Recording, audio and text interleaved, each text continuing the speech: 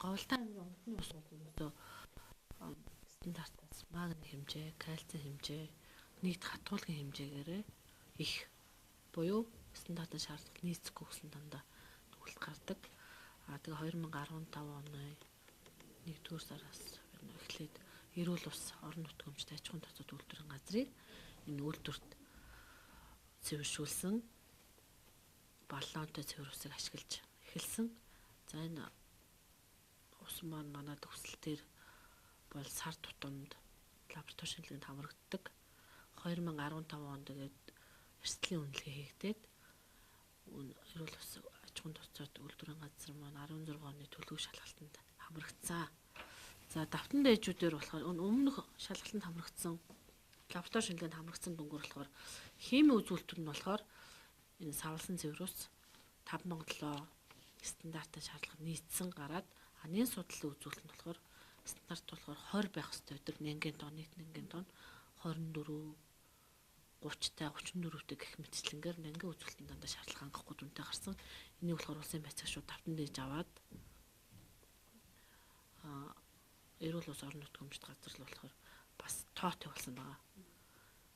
Төрчил дутагдлаа арилгуулах талаар 16 оны төлөв шалгалтанд хяналтын утсаар үнэлгээ хийгээд энэ дээр бас ганц хоёр асуудлууд нь түгээлсээ ирэх шаардлагатайг төрхүүлэгдээд нийт дүн гараагүй байж байгаа. Тэгэхээр стресс амны хувьд тэр баллон нь болохоор бэлтцэн ирээд энд нэг шахаж баллон бэлтгэдэг. Тэгээд 2015 оны 9 сард байна уу? Мэргэжлийн хэлт ерөнхий газрын төв лаборатори руу бэлтцэг шинжилгээнд явуулсан байна. Одоо стандарт шаардлага хангахгүй байгаа баллонуудаа өөрсдөө аваад бүгд нэрдэгтэй дадварс руу бас аваачаад дахин боловсруулалтанд оруулах гэж байгаа юм билээ. За манай аймгийн Бургастан хөлийн бомтор Монгол Улсын засгийн газрын 2016 оны 173 доор тогтоолт шинжилэн өөрчлөлт хийгээд Бургастан бомтор бол махыг экспортлохоор болсон. За гисэн хэдий ч Говьлтан аймгийн малчтаас малыг аваад боловсруулдаг махны үйлдвэр Говьлтан аймагт одоогийн байдлаар бол байхгүй байна. За нэг иргэн бол одоо махны үйлдвэр барих чиглэлээр бол үйл ажиллагаа явуулахаар хөрөнгө мөнгөний асуудлыг бол шийдвэрлээд байшингаан бол барилгаан бол барьчихсан ийм шатан дээр байж байгаа. Гисэн хэдий ч бас өвлийн улиралд манай аймгийн хэмжээнд малчтаасаа малын махыг аваад бөөнөр нь нөөцлөх бас нөөцийн маламжлаг ариутгын шаардлага хангасан тийм махны зойр агуулга бас байхгүй. Энтэй холбогдоод манай аймгийн малчт маань одоо малынхаа махыг экспортлохын тулд эсвэл Увс аймаг руу эсвэл Завхан аймгийн махны үйлдвэрлэлүүд малаа туураар авчиж тэнд одоо үйлдвэрүүд нь ядалгаан оруулаад үйлдвэрийн аргаар ялсан малыг бол гарах ийм бол хүндрэлтэй асуудал гарч байгаамаа. Тэгэхээр Бургастан бомтор бол яг чэнжүүд мах хөгж гэнэ үү эсвэл яг жирийн махчд энэ хөгж ажиллаж байгаа юм болоо. За энэ саяын 2 удаагийн хил нээлтээр Говьлтан аймгаас бол ямар нэгэн хэмжээгээр мах бол экспортлогдоогүй.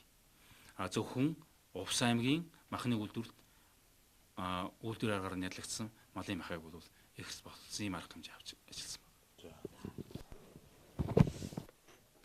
За энэ манай бомтор бол бас нийгмийн асуудал нэлээд хүнд байдаг. Ер нь зөөврийн ус хэрглэж байна өнөөдөр 100 км-аас усаан зөөж байна. Контейнерт ус ирдэг. Тэр нь одоо хон жинжүүд одоо муудах эрүүл ахуйн асуудал алдаг гэх ийм бас хүнд асуудал байдаг. За ер нь бол энэ Алтан Гүдэр гэдэг одоо компани экспорт хийдэг. Энэний одоо үндсэндээ бол бид нар бол хараат байдаг. Энэ компани бол тэн дээр нэг байр барьж өгсөн.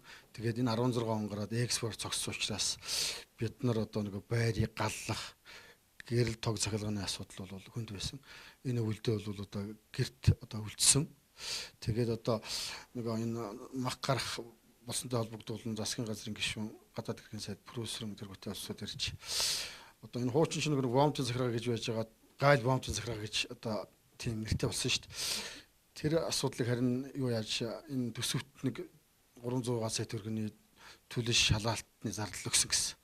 Тэгээ саяны 4 сараас бол бас нэг орой 12 цаг хүртэл тог асах. За усан зөөх нэг ийм асуудал бол явагдаж байна. Махны хувьд Говьолт аймгаас экспорт мах гараагүй гэдэг чинь. За махны хувьд бол ерөөсөө энэ экспортоор энэ мах гарах манай бомтор чинь 3 аж ахуйн нэгж ерөөсөө Монгол улсаас зөвшөөрөл авсан шүү дээ. Хөвсгөлийн нэг компани байна. Юуны увсын нэг компани байна. Завхны нэг компани байна. Одоохондоо Говьолт аймагт бол махны үйлдвэр байхгүй. Энэ махны үйлдвэртэй газруудаас квот өгсөн байхгүй юу? Тэгээд одоогийн байдлаар 100 тонн мах гараад байна. Энэ увсын Монтова гэдэг компани одоо гаргаад байна. Говьолтоос гарсан байхгүй. Говьолтоос одоохондоо бол гарсан байхгүй. Манай хатанд одоохондоо махны үйлдвэр одоо баригдаж байна тий. Одоохондоо. За Даштвагийн даашинхүү Говьолт аймгийн мэрэгжлийн хэлтийн газрын хэл хорой цэрийн хилцсийн дарга.